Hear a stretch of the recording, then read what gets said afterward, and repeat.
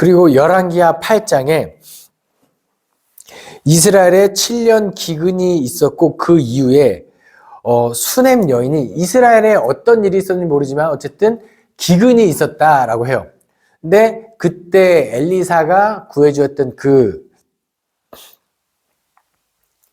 수넴 여인이 블레셋으로 피난 갔다가 돌아옵니다. 근데 여기 재밌는 장면이 기록되어 있어요. 수넴 여인이 자기 모든 기업, 땅을 포기하고 도망쳤다가 왔잖아요. 돌아온 거예요. 돌아왔는데 이스라엘 왕이 그 여인에게 그 기업을 다시 다 돌려주는 사건이 기록되어 있습니다. 근데 이 구절을 딱 읽는 순간 너무 행복한 거 있죠. 그 뭐냐면 어쨌든 이 하나님의 기록된 율법이 이 가뭄에 콩나듯이 이렇게 이루어지는 것을 보면 기쁜 거예요. 근데 그렇다고 해서 사람이 완벽하게 달라지진 않고 여전히 하나님 앞에 악을 행하는 모습이 있죠. 이스라엘 왕에게는. 그리고 나서 아람 왕 베나닷이 병이 듭니다. 그 아람 왕 베나닷이 병이 들어서 그 부하 하사엘이 엘리사에게 물으러 와요. 그런데 엘리사가 뭐라고 예언하면 반드시 베나닷이 죽을 거다 라고 예언을 해요. 근데 갑자기 엘리야가 물으러 왔으니까 엘리사도 하나님께 기도했겠죠. 어떻게 되겠습니까? 하나님께서 알려주신 게 베나닷이 반드시 죽을 거라고 알려줘라. 알겠습니다. 그리고 또 이것도 알려준다 하니까 엘리사가 울어요. 엉엉 웁니다. 왜냐면 베나닷이 죽는데 누구한테 죽냐면 이 엘리사를 찾아왔던 하사엘이 나중에 반역을 일으켜서 베나닷이 죽거든요. 그런데 하사엘이 그 아람의 왕이 된 다음에 이스라엘을 침공하고 이스라엘을 초토화시킵니다. 그리고 아주 잔인하게 살육을 해요. 근데 그 장면을 하나님께서 엘리사에게 알려준 거예요. 그러니까 하나님이 알려주셨으니까 그 하사엘에게 다 모든 것을 하나님이 알려주신 여호와의 말씀을 알려주지만 그 가운데 이 앞으로 이루어질 이런 일들이 너무 슬퍼서 엘리사가 눈물을 흘리는 것. 실제로 하사엘이 본국에 돌아가서 이 주인 베나닷을 죽이고 왕이 됩니다. 그리고 앞으로 하나님께서 엘리사에게 알려준 대로 모든 예언이 성취될 겁니다.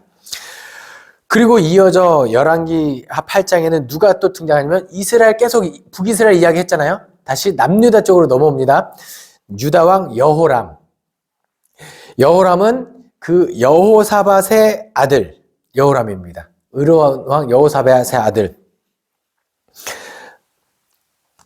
근데 이 여호람이 아달랴, 그래서 아합의 사위가 되는 거예요. 아합의 사위. 아달랴와 혼인했는데 그때부터 이 결혼을 잘해야 돼요. 아합도 이세벨과 결혼 잘못했고 이 여호람도 이 아달랴랑 결혼 잘못해가지고 이 유다 지역까지 아주 그냥 우상이 아주 팽배한 여호와께서 그의 종 다윗을 위하여 유다를 멸하기를 즐겨하지는 않으시다. 이게 참 놀라운 거죠.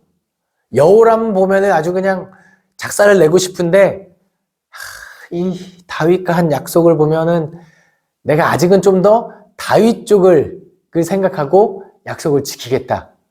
나중에 이게 무너집니다. 예, 므낫세 때 무너져요. 예.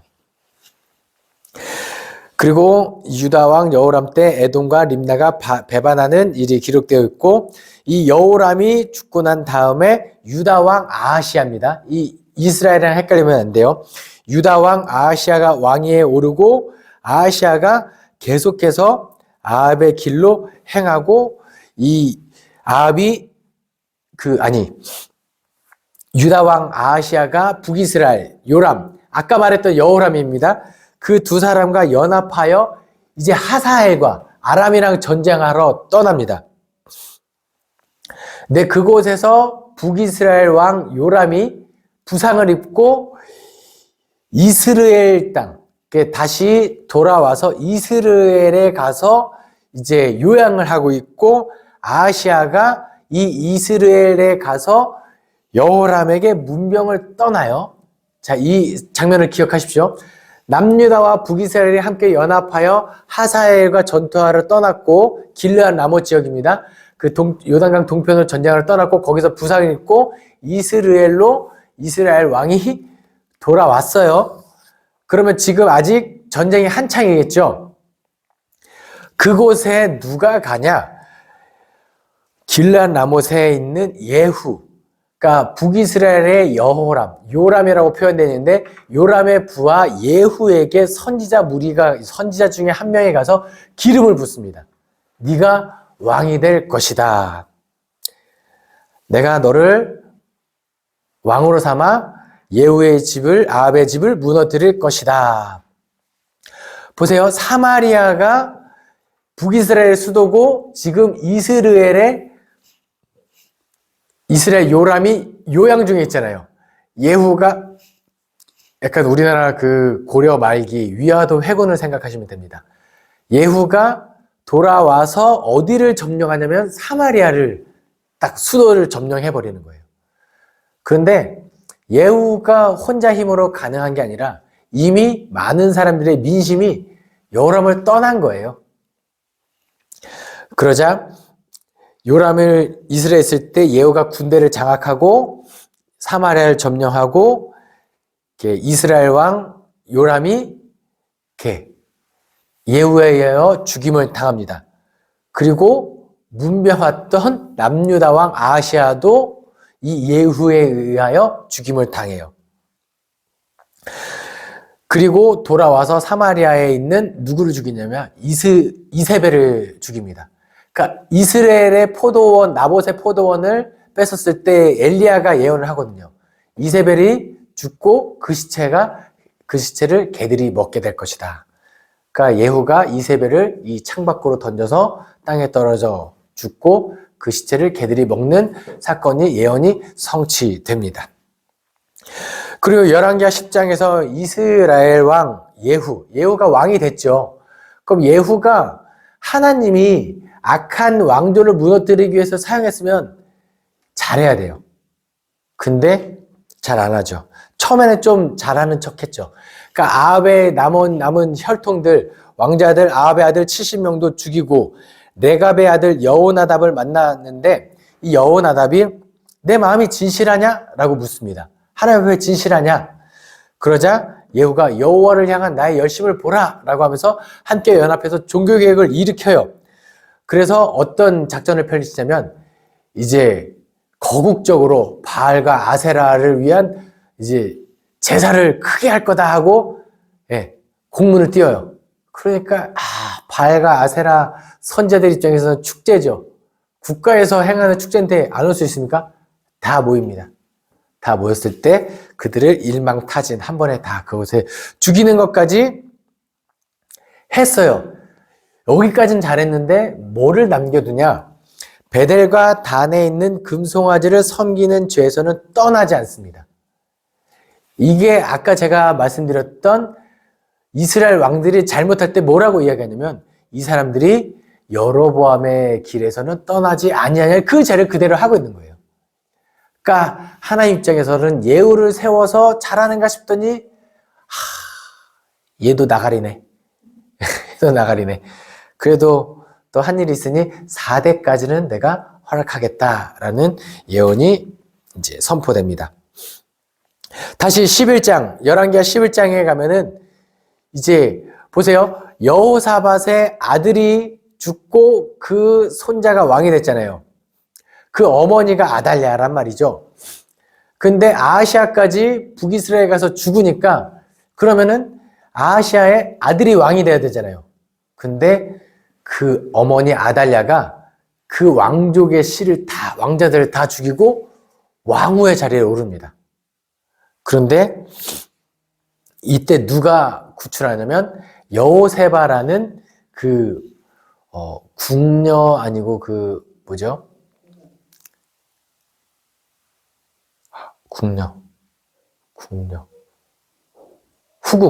후궁. 궁녀? 후궁? 아무튼 여호세바가 그 요아스를 구출합니다. 그 왕족 중에 한 명을 어떻게든 구출해가지고 어디에다 맡기냐면 제사장 여호야다한테 맡깁니다. 그래도 제사장 그 남유다의 제사장 여호야다에게는 어느 정도 세력과 이런 것들이 있었던 것 같습니다. 그런데 여호야다가 이제 어느 정도, 그러니까 아달랴가 왕후의 자리에 오른 다음에 그 아주 그냥 악행을 다 저지르죠. 바알과 아세라 우상 등등등등 해가지고 그러고 있던 찰나에 제사장 여호야다에게 요아스도 있고, 그럼 이제 명분과 왕족에 대한 명분과 하나님의 율법이라는 그 종교개혁까지 다 가능한 거예요. 그러니까 쿠데타를 일으켜서 아달랴를 처단하고 요아스를 왕위에 세우고 종교개혁을 단행합니다. 잘해요. 아주 잘합니다. 열왕기하 12장에 유다왕 요아스가 왕위가 되었을 때 안타까운 구절이 하나 나와요.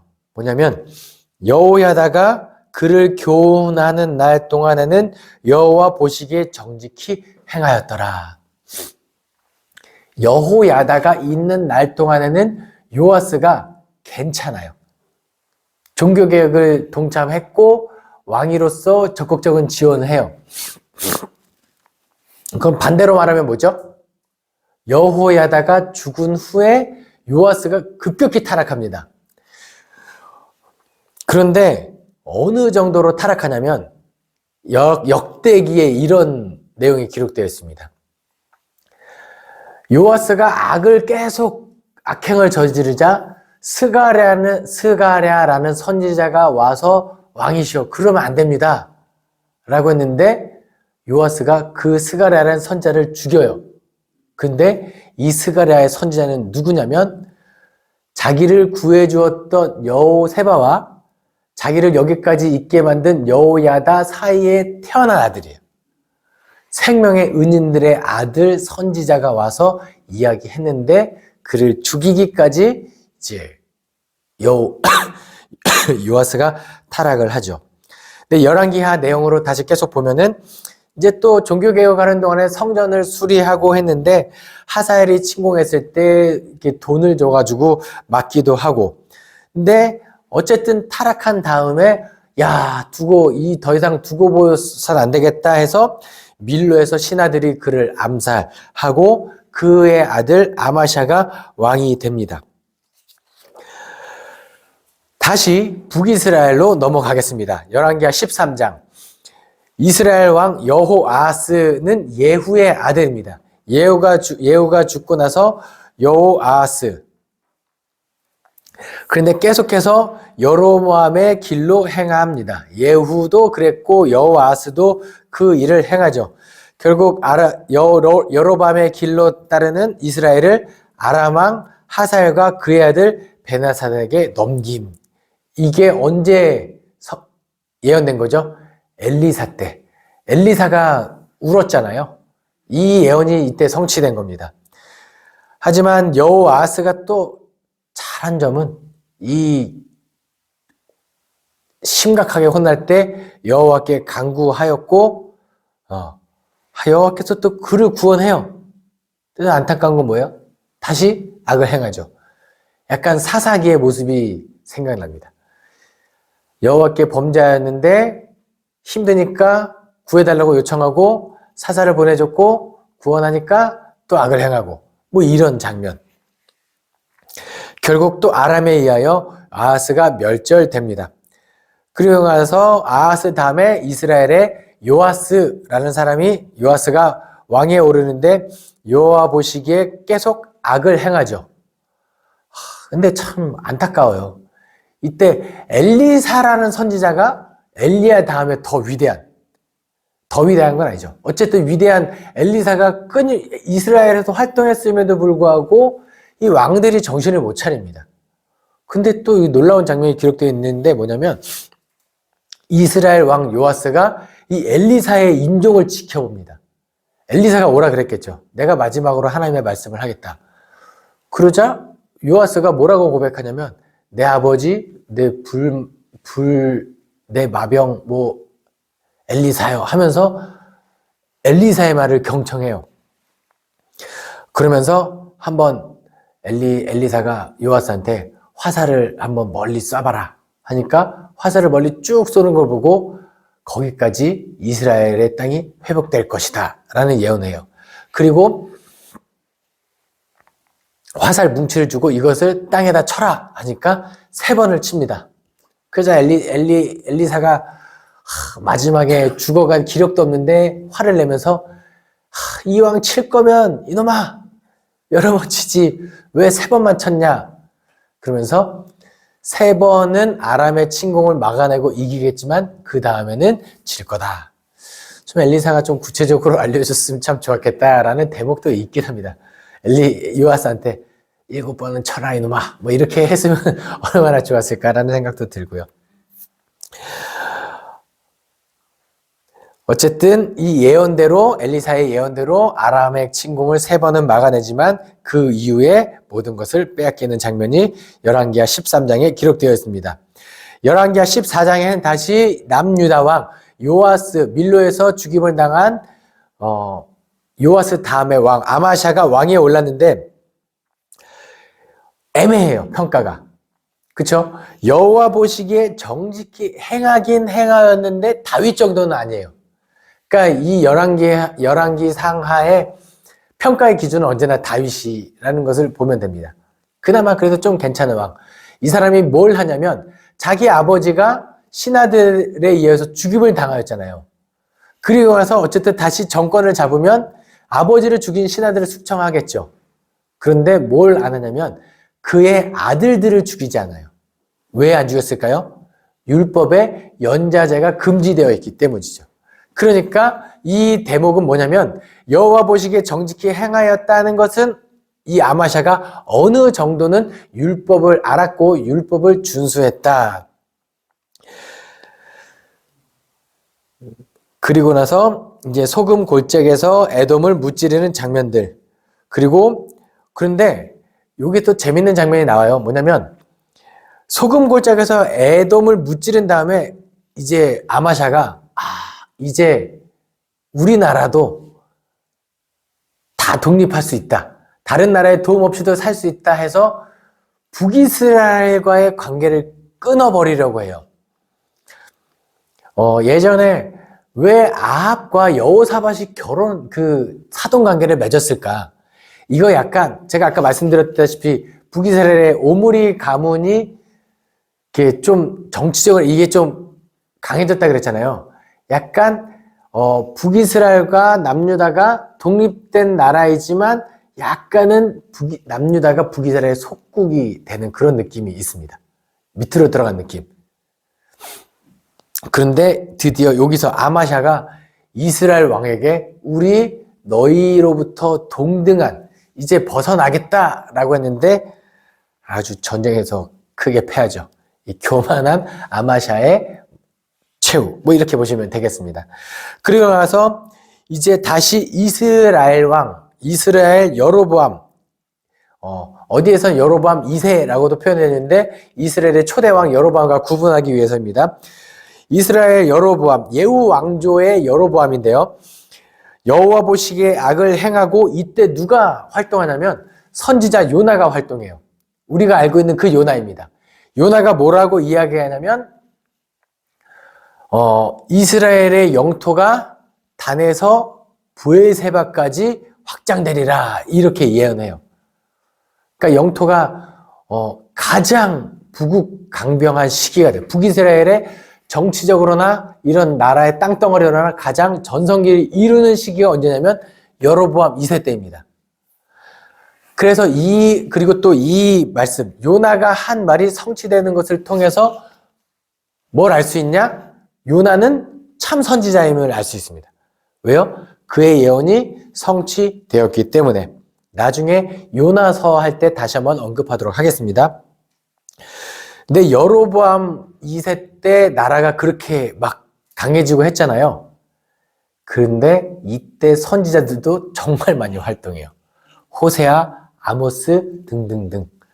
그거는 나중에 소예언서 때 가서 다시 이야기하겠습니다. 그리고 여로보암이 죽고 나서 그 뒤에 스가랴가 왕이 됩니다. 근데 이 스가랴는 하나님이 예후에게 이야기했던 것처럼 4대까지는 내가 이어지게 하겠다라는 그 예언을 성취하기 위해 왕위에 오른 사람 같아요. 예후, 여호아스, 여로보암, 요아스가 여호아스 같은 이름입니다. 그래서 요아스, 여로보암 2세, 그 다음에 스가랴까지 4대까지 예후 왕조 되는 거예요. 스가랴가 왕이 됩니다. 그리고 열왕기하 15장에 가면 유다 왕 아사랴가 또 등장합니다. 누구죠? 아마샤 다음에 아사랴가 왕위에 올랐는데 여호와 보시기에 정직히 행하였으나 산당은 제거하지 않고 분향하다 나병에 걸립니다. 이 아사랴라는 이름이 이제 역대기에서는 또 뭐라고 기록되냐면 우시야라고 기록되어 있어요.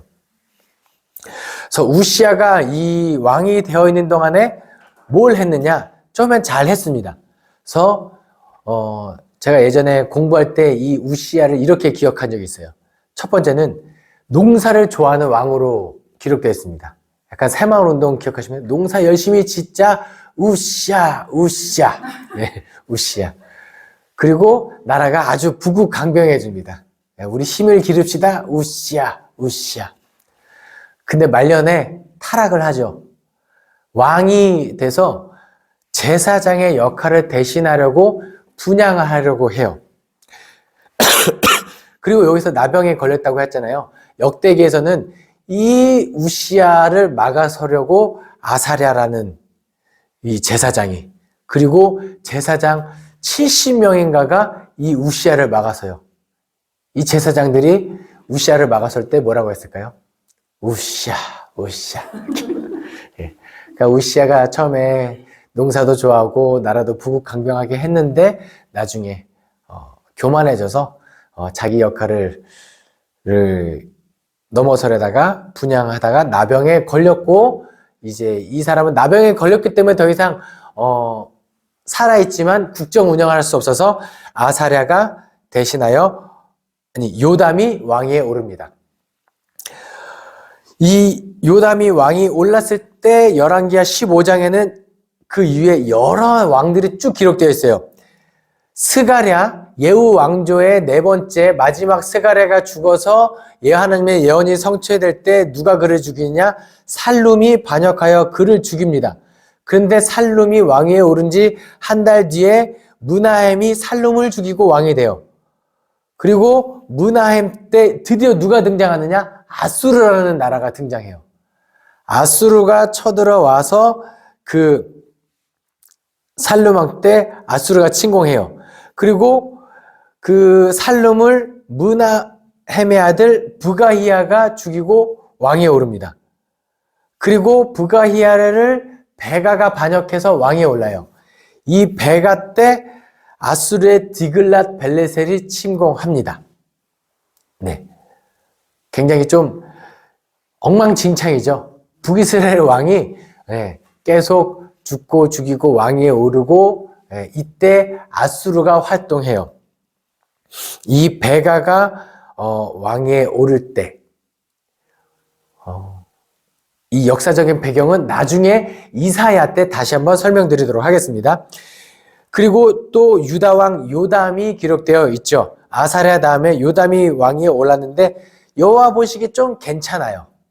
근데 산당은 제거하지 않습니다. 그리고 성전의 윗문을 건축하고 어느 정도 성전을 보수하는 일이 있죠. 그리고 요담이 죽은 후에 아하스, 그 아하스, 왕위에 오르지 말았어야 될 그 이름 아하스가 왕위에 오릅니다. 아하스가 왕위에 올랐을 때 북이스라엘 왕이 누구냐? 아까 베가, 아수르가 쳐들어왔던 베가가 왕위에 오르고, 이때 아람의 왕의 이름은 르신입니다. 아람 왕 르신과 북이스라엘 베가가 연합하여 남유다 아하스를 침공합니다. 네. 그런데 16장으로 넘어가면 아하스가 여호와 보시기에 정직히 행하지 않아요. 그냥 나쁜 왕입니다. 심지어 자기 아들을 불 가운데 지나게 하는 그런 일까지 저질러요. 그런데 이 하나님 보시기에 악을 행하는데, 그때 국제적인 정세로 북이스라엘과 아람이 연합하여 쳐들어오죠. 말씀드릴게요. 왜 쳐들어왔냐면 이제 원래 삼국이 치고받고 싸웠잖아요. 그런데 북쪽에 더 큰 강대국이 등장하니까 삼국이 연합합시다 한 거예요. 근데 아하스가 난 싫어 라고 하니까 일단 북이스라엘과 아람이 이제 아하스부터 폐위시키고 다른 왕을 세우자 해서 쳐들어왔는데 아하스가 그것을 견디지 못하고 아수르 왕 디글랏벨레셀에게 도와주십시오 라고 요청했을 때 디글랏벨레셀이 이제 아람의 수도 다메섹을 먼저 정리하고 그 다음에 이어서 북이스라엘의 사마리아까지 정리하는, 어떤 측면에서는 아하스 입장에서는 디글랏벨레셀이 구원을 이룬 왕이라고 볼 수 있습니다. 그 개념은 나중에 이사야에 잘 등장하죠. 그리고 아하스가 그 다메섹을 정리할 때 그 지역에 갔다가 제단을 보고 야 이거 멋있다 우리도 이렇게 만들자 하고 그 말도 안 되는 일을 지시하기도 하고, 아하스가 죽고 나서 어이없게도 히스기야가 왕위에 오릅니다. 히스기야 어떤 왕입니까? 여호와 보시기에 정직히 행한 왕. 그런데 이때 17장에는 어떤 일이 기록되어 있느냐? 이제 드디어 북이스라엘이 아수르에 의하여 멸망당합니다. 그 이후부터는 이제 헷갈릴 필요 없어요. 북이스라엘 역사가 기록되어 있지 않으니까. 아수르 왕 살말 에셀이 침공하였고 그에게 처음에 조공을 바칩니다. 그런데 이후에 이 호세아가 아수르를 배반하고 애굽의 도움을 요청했는데 애굽이 안 도와줬겠죠. 그래서 3년 동안 사마리아가 포위되었고 17장 20절에 이렇게 기록되어 있습니다. 여호와께서 이스라엘의 온 족속을 버리사 괴롭게 하시며 노략군의 손에 넘기시고 마침내 그의 앞에서 쫓아내시니라. 이 마침내라는 단어에 우리가 한번 마음이 쓰였으면 좋겠습니다. 그러니까 마침내라는 거는 하나님께서 계속 참으신 거예요. 아무리 악을 행하였지만 그냥 중간중간에 회개했던 모습들, 이 모습 보고 용서하시고 하지만 도저히 안 되겠다. 이제는 마침내 하나님께서 이제는 이 땅을, 악이 가득한 땅을 정화시키기 위하여 이 땅에서 이 악이 가득한 이스라엘을 몰아내야겠다라는 하나님께서 작정하신 거죠. 하나님께서 그런 마음을 먹으셨고 그 다음에 이게 땅은 이제 진공 상태로 유지되진 않아요. 그 이후에 북이스라엘이 멸망한 원인이 쭉 기록되어 있고 이후에는 아수르 사람들이 이주되어 오고 아수르가 다른 식민지 사람들을 일로 몰아오고 뭐 이렇게 하면서 그 지역이 혼합된 민족, 남유다 사람들이 그렇게 싫어하는 그 사마리아 사람이라는 개념이 이때 완성되는 거예요. 혼합된 민족이 뛴다라고 보시면 되겠습니다. 그러니까 이 역사를 쭉 보면서, 그러니까 역사서를 묵상하실 때는요, 이 일 가운데 하나님께서 어떤 심정이었을까를 보시면서 읽으면 참 좋을 것 같습니다. 기도하겠습니다. 사랑이 많으신 하나님 아버지 감사합니다. 오늘도 열왕기하 17장까지 하나님의 말씀을 역사를 배울 수 있게 도와주시고 그 가운데 하나님의 뜻을 깨닫게 하시니 감사드립니다. 하나님의 마음이 느껴진 대로 하나님의 마음을 아프게 하는 것이 아니라 하나님의 마음을 기쁘시게 하는 우리가 되게 하여 주시옵소서. 감사드리며 예수 그리스도 이름으로 기도합니다. 아멘.